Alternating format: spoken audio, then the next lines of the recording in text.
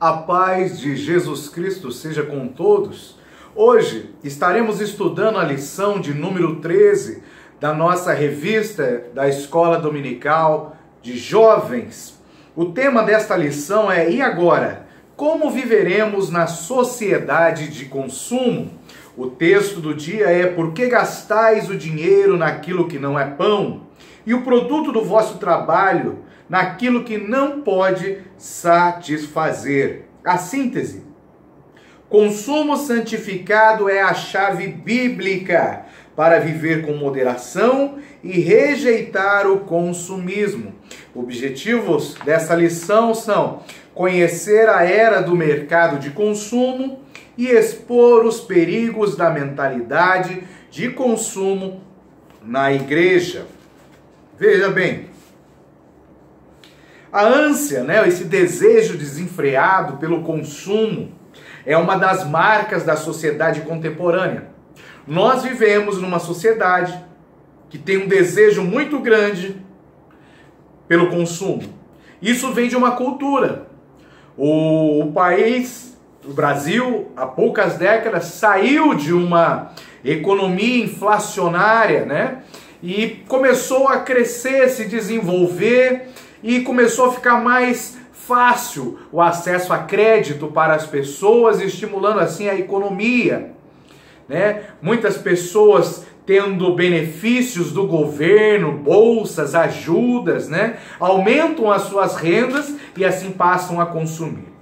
E com esse aumento, dessa disponibilidade de crédito para as pessoas de baixa renda, a economia vai se movimentando e vai se movimentando. E aquilo que se convencionou em se chamar de sociedade de consumo, ela é resultante de um longo processo histórico, faz uma alusão à época da industrialização e ao consequente aumento da produção de bens, de consumos e a estabilidade da economia no nosso país. Então são vários fatores que contribuem para estimular isso que nós chamamos de sociedade de consumo. E isso é algo que vai mexer com o emocional do homem, porque ele passa a ter um status, ele mesmo se classifica, ou a sociedade o classifica assim, de acordo com as suas posses, com seus bens, com aquilo que ele possui, não com aquilo que ele é. Nesse contexto, o consumo passa a ser elevado a um outro patamar.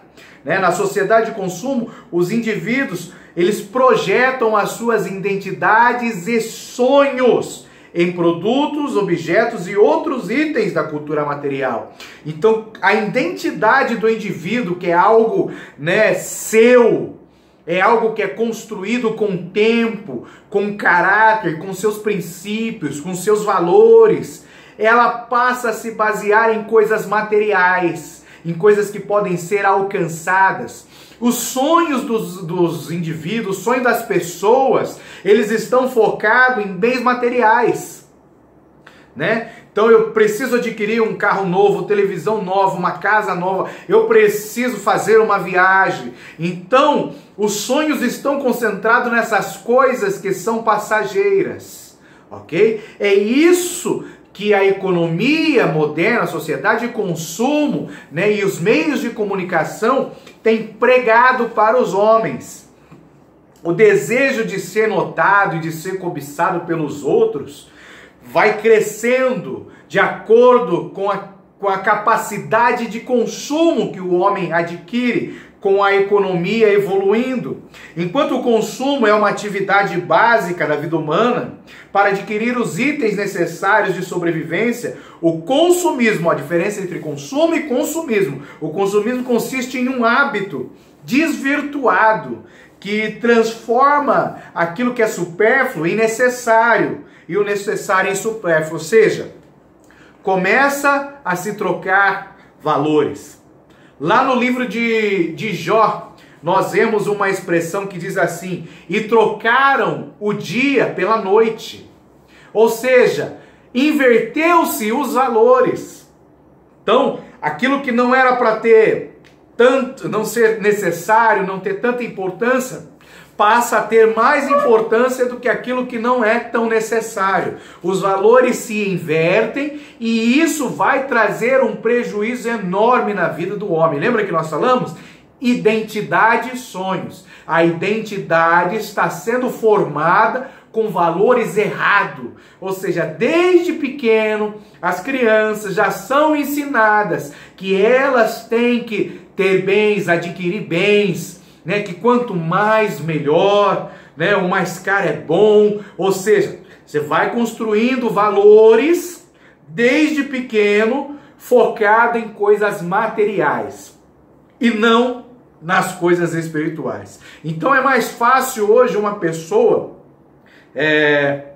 gastar dinheiro numa viagem do que investir em si, gastar dinheiro com coisas supérfluas, eletroeletrônicos, do que investir no conhecimento em livros e cursos.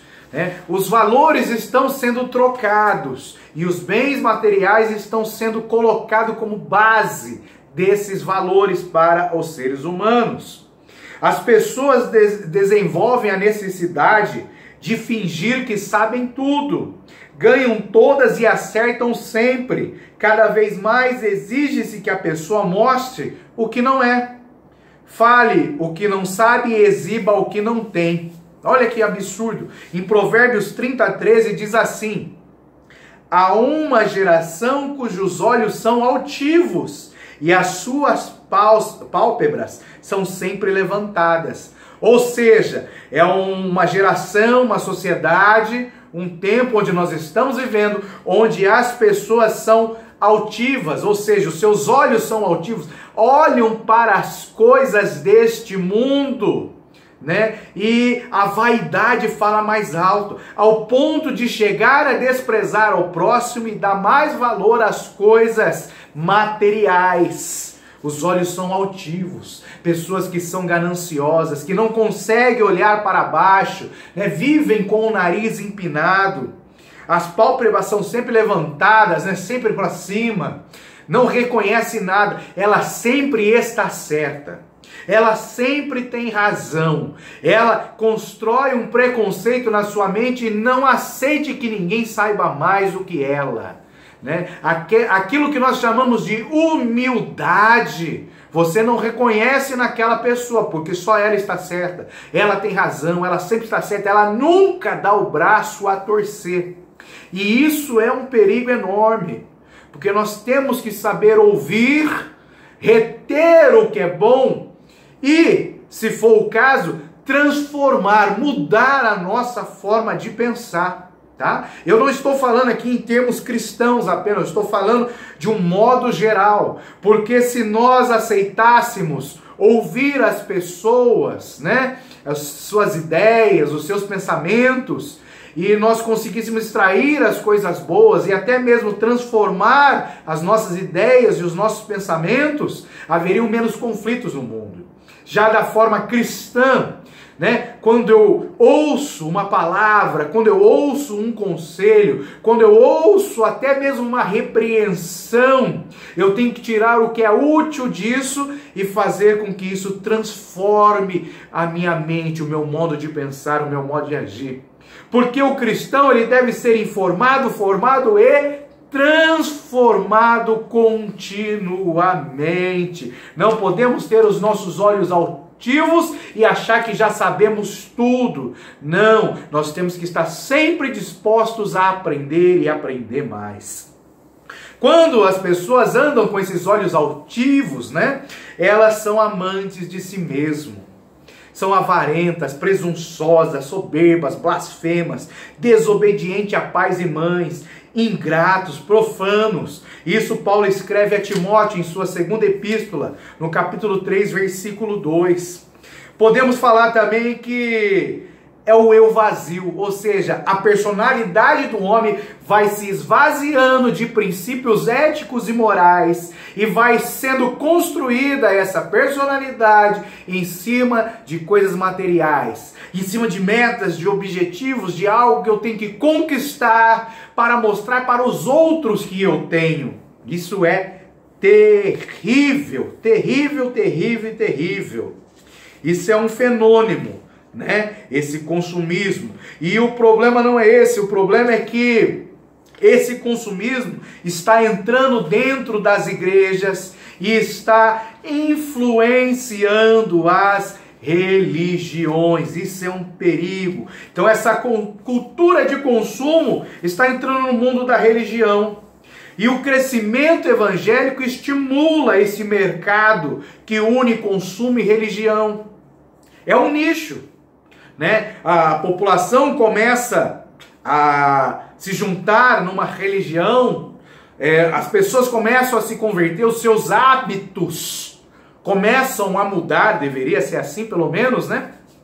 E o mercado, ele vai olhar para esse novo hábito, ele vai olhar para o comportamento dessas pessoas e vai criar necessidades de acordo com esses novos hábitos e comportamentos que as pessoas passam a desenvolver quando elas se convertem, quando elas se ligam a uma denominação religiosa. Então cria-se um novo mercado a ser explorado, ok? Pelas empresas. É um mercado de consumo, por exemplo, a moda evangélica, roupa evangélica, né? Quanto mais pessoas vão se convertendo e dependendo da denominação, vão mudando o seu padrão de vestimenta pelo entendimento que tem da palavra de Deus, ou pelos usos e costumes da denominação onde ela está congregada, aparece-se uma necessidade, né? Surge uma necessidade para a mudança do seu visual, do seu vestimento. Então vão surgir novas empresas, lojas, fábricas,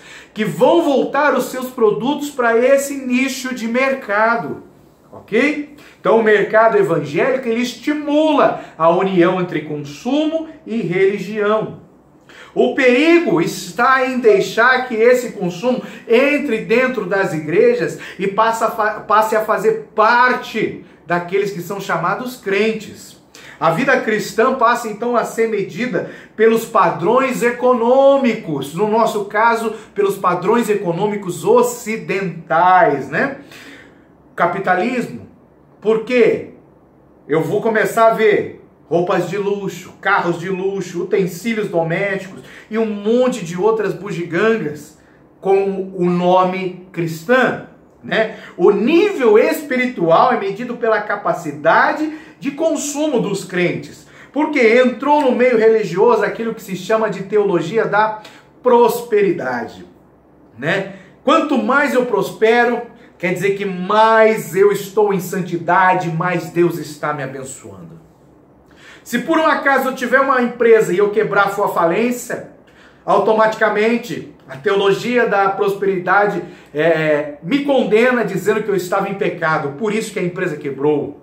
Por eu estar em pecado eu não consigo prosperar. É isso que a teologia da prosperidade fala. Se eu estou enfermo é porque estou em pecado, né? Então volta-se, né, o resultado deste mundo, o resultado de ter ou não bens materiais, o resultado de ter saúde ou não nesta vida, como forma de se medir a santidade das pessoas. E isso é terrível, passa-se a medir o nível espiritual de uma pessoa pelo seu padrão de consumo, pela sua saúde, né? E é isso que essa doutrina que está invadindo muitas das nossas igrejas, né? Existe um outro fenômeno também que os sociólogos denominaram de trânsito religioso. Ou seja, quanto mais os cristãos transitam, mais eles se decepcionam.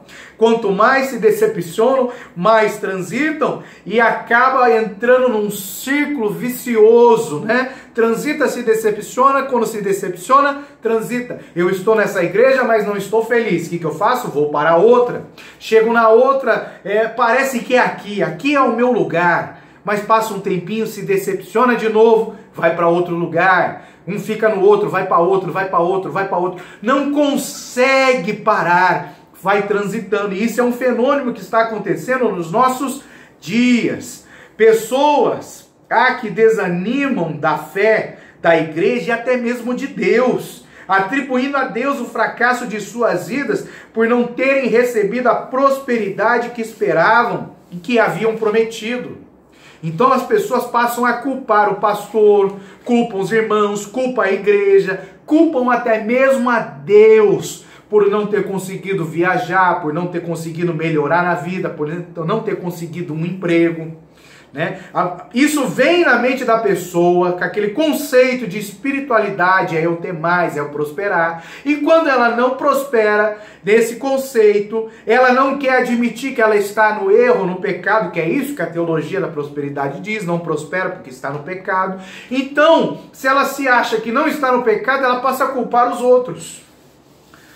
Porque a felicidade dela, os valores dela, estava colocada sobre coisas materiais, coisas desta vida, sobre metas que ela determinou ou que determinaram para ela. O mercado de hoje, né, a comunidade, a cultura de consumo, ela determina padrões para nós. Ela determina metas. E se eu não alcançar essas metas, eu começo a me frustrar. E isso está acontecendo dentro das igrejas. As pessoas que não conseguem essas metas, não conseguem alcançar esses objetivos, aparentemente não estão prosperando fisicamente, elas começam a transferir a culpa. Elas culpam o pastor, culpam os irmãos da igreja, culpam o louvor da igreja, culpam a igreja, podendo até mesmo culpar a Deus, né? E isso é terrível, terrível, terrível e terrível. Nós temos que entender algo, ó. Olha o que está escrito em João, capítulo 5, versículo 30, ó. Eu não posso de mim mesmo fazer coisa alguma. Como ouço, assim julgo.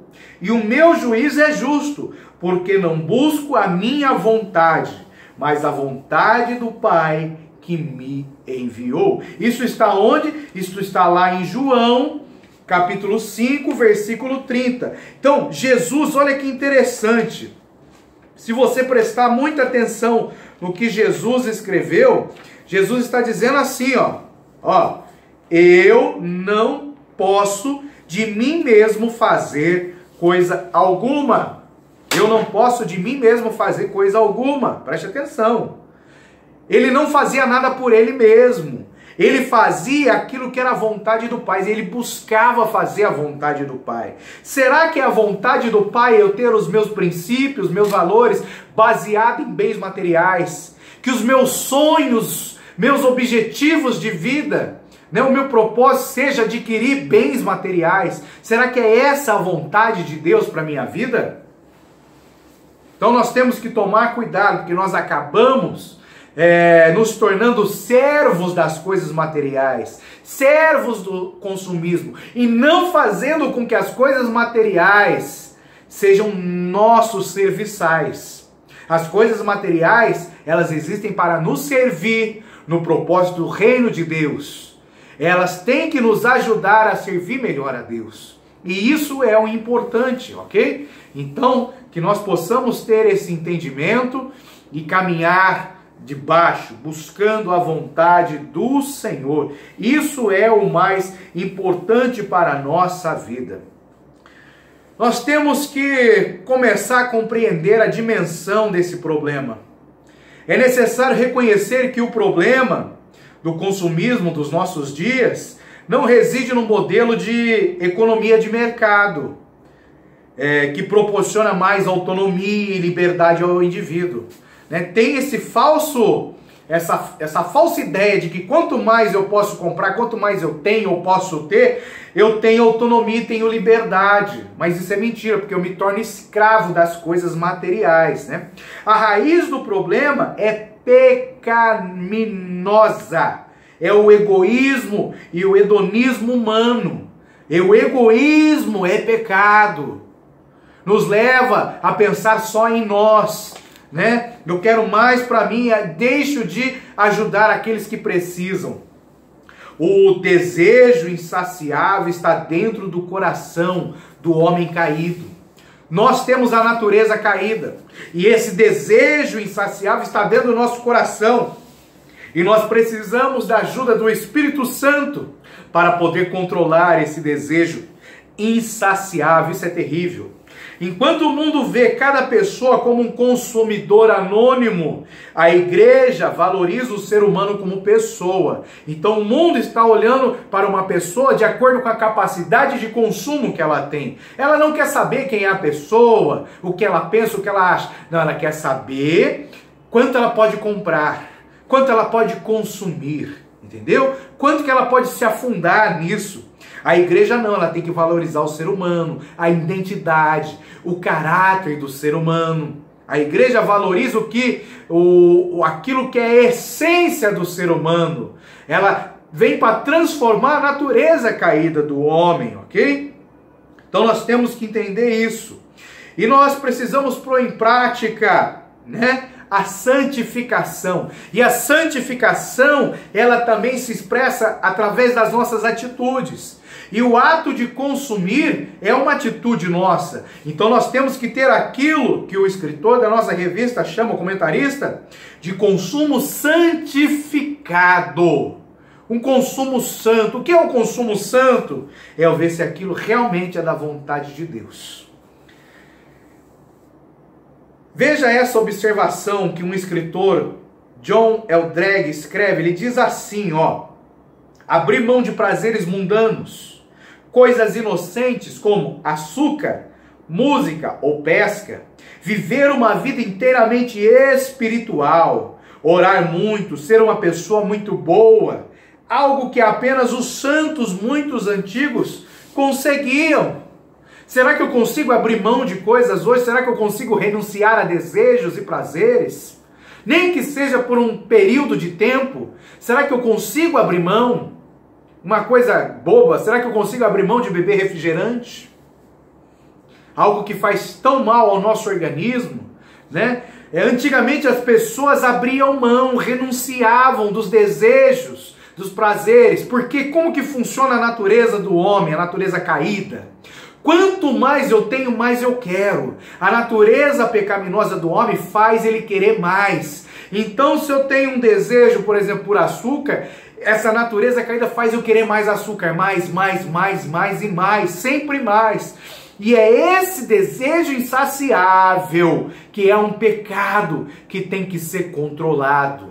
Então eu tenho que atuar controlando, em cooperação com o Espírito Santo, para ter o domínio próprio sobre esses desejos que são pecaminosos dentro do homem. Porque tudo aquilo que foge ao equilíbrio é prejudicial para as nossas vidas. Né? Aplicado ao consumo, a santificação promove na vida do crente uma postura contracultural, ou seja, eu vou na contramão dessa cultura de consumo, no sentido de rejeitar e se afastar da cultura dominante, que valoriza a moda e tudo aquilo que é supérfluo. Enquanto o consumo reduz o homem à condição de mercadoria, fazendo acreditar que o sentido e o valor da vida encontra-se no ato da compra, a santificação faz aclarar no coração do homem a graça e o amor de Deus. Olha que interessante isso, né? A santificação, ela nos afasta da avareza, né? Eu tenho que deixar de ser miserável, avareza, que no grego significa pleonexia, significa sede de possuir mais, apego e desejo exagerado pelos bens materiais. Então, quando eu me santifico, eu vou me afastando da avareza, porque eu vou falando não aos desejos insaciáveis que fazem parte da natureza do homem caído.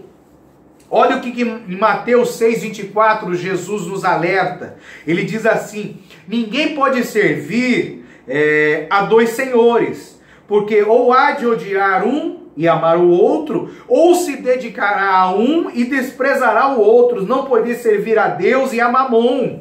Mamon era reconhecido como um deus da riqueza, o falso deus, o dinheiro. Então Jesus está falando, você não pode amar o dinheiro, você não pode amar a avareza, você não pode amar os bens deste mundo, porque se você amar os bens, você amar o consumo, você não está amando a Deus, porque só pode amar a um Senhor. E aquele que eu amo é aquele a quem eu sirvo. Temos que tomar muito cuidado com isso, ok? O consumista nunca se sente satisfeito e por isso ele é levado a exagerar no uso do cartão, do cheque especial. O consumismo, portanto, não é fruto da necessidade, mas ele é fruto do descontentamento. Olha o que Paulo fala sobre isso, lá em Filipenses 4:11, ele fala assim, ó: aprendi a contentar-me com o que tenho. Nós precisamos aprender a nos contentar com o que nós temos. E tudo aquilo que nós conseguimos a mais, nós temos que aplicar na obra de Deus. A realizar a obra, para expandir a obra. Nós temos que ter esse desejo, esse sonho no nosso coração, de buscar mais para expandir a obra, buscar mais para expandir o reino, para contribuir mais, para ajudar mais. Portanto, esse consumo santificado significa se apartar do modelo consumista em curso na sociedade contemporânea e desenvolver um estilo de vida frugal, com hábitos de consumo santos, disciplinados pelo fruto do Espírito e, notadamente, do domínio próprio, né? Então, nessa lição nós estudamos, né, o que é a sociedade de consumo, né? O que distingue essa sociedade de consumo? Ela se distingue pelos seguintes fatores: a economia de mercado, a oferta de grande escala e consumo em massa. 3 fatores: economia de mercado, oferta de grande escala e consumo em massa. Né? Porém, existe um papel relevante da publicidade nos nossos dias, no meio, para difundir essa sociedade de consumo. A publicidade comercial, ela tem um papel preponderante. As pessoas são estimuladas por campanhas publicitárias a adquirir sempre mais e novos produtos. E isso faz com que as pessoas comprem sem ter a necessidade. Muda as prioridades das pessoas, né? E infelizmente isso está entrando dentro das nossas igrejas. Alguns ministérios passam a oferecer coisas como benefícios terrenos e baixo custo ao fiel. E o resultado, infelizmente, né, é a apresentação do evangelho não como uma dádiva, um presente de Deus, obra da graça de Cristo, mas sim como produto de mercado, e isso é terrível. E nós precisamos estar atentos e orar para que esse mal não venha dominar as nossas vidas. Devemos lutar contra esse desejo insaciável de consumo. Que Deus nos abençoe, até a próxima aula, em nome de Jesus.